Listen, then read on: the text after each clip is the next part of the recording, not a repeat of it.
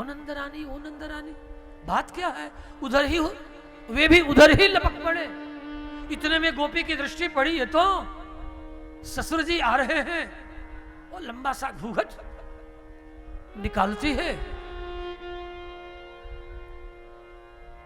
व्याकुल होकर, घबराकर, बालकृष्ण को हाथ छोड़कर और फट पुनः बालकृष्ण को पकड़ती है।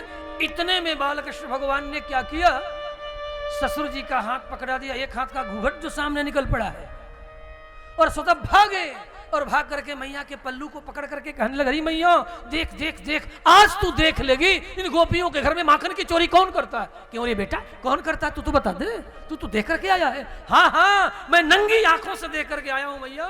इन गोपियों के घर में बहुत से बड़े बूढ़े वो सब माखन की चोरियां किया करते, और ये रोज सवेरे सवेरे आकर के हमें ही लगा देती, बजा देती। अरे नंदरानी देख, तेरा कन्हैया मेरे घर में माखन की चोरी किया। अरे मैया, ये गोपियां माखन की शिकायत करने नहीं आती, ये तो केवल मुझे देखने बहाना बना करके आती है। तू देख लेगी इन गोपियों के घर में माखन की चोरी कौन करता है। अब तारियां दे दे करके माँ के चारों तरफ घूम घूम करके नाच नाच करके आनंद मना रहे हैं। इतने में हाथ पकड़े, ससुर जी के हाथ को पकड़ी हुई ये गोपी सामने चली आई। ओ नंदरानी, सुनती भी हो?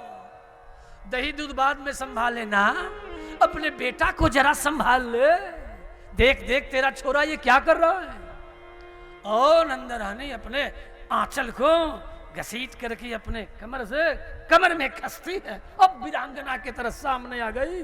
केवरी गोपी प्रभावती, मेरा कन्हैया तो देख मेरे पल्लू के पीछे छिपा है, किसे पकड़ के लाई है? तो जरा घूंघट तो हटा।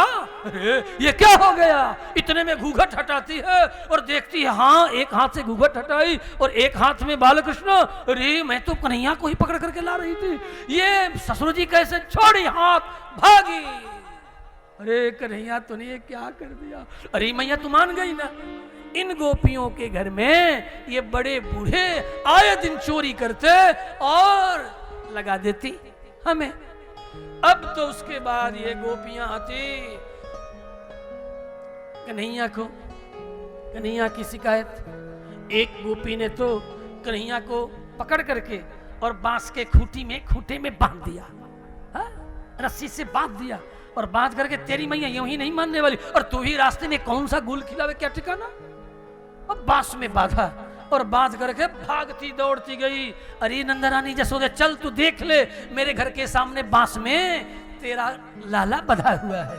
अच्छा, इतने में बालकृष्ण ने क्या किया, अपने दैवी योग से बालकृष्ण के चाचा के बेटे तोक कृष्ण हैं, हूबहू उन्हीं जैसे हैं, तो कृष्ण को बुलाया और उसी को खूंटे में बांध दिया। मैया के पास आ गए दौड़ के। अरे मैया, आज भी गोपी एक दौड़ती हुई चली भागती आ रही है, अब देख लेना। ये कहेगी यही कि चल चल चल, अपने कान्हा को देख ले, खूंटे में बांध करके आई। अच्छा आने तो दे। अब दरवाजे पर पहले ही खड़ी हो गई है, प्रतीक्षा कर रही है, तब तक आ ही गई। क्यों बे, क्यों री गोपी, आज भी शिकायत करने आई है ना? हाँ और क्या, देख मेरा कन्हैया तो मेरे घर में, बालकृष्ण पीछे छिपे हुए थे। कान्हा, ओ कन्हैया इधर तो आना।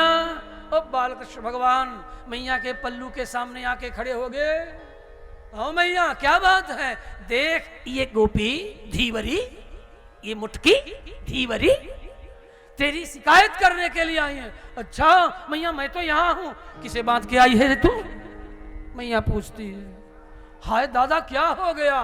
भागती है खूंटे के पास, वहां गई तो कन्हैया, यहाँ लौट के आई तो कन्हैया, यहाँ वहां बालकृष्ण को देख करके मूर्छित होकर के गिर पड़ी। बालकृष्ण भगवान ने कृपा की। गोपियों के दृष्टि में कृष्ण ही दिखाई पड़ रहे हैं, ये प्रेम का परिणाम है। किसी भी गोपमित्र बालकृष्ण के गोपमित्र को पकड़ती तो उसमें भी कन्हैया कृष्ण ही दिखाई पड़ रहे हैं इन गोपियों को। अब आए दिन कृष्ण के बदले किसी और को बांधती छकाती, मैया से शिकायत करती, और बालकृष्ण यहीं पल्लू को पकड़ करके इछलाते हुए दिखाई पड़ते।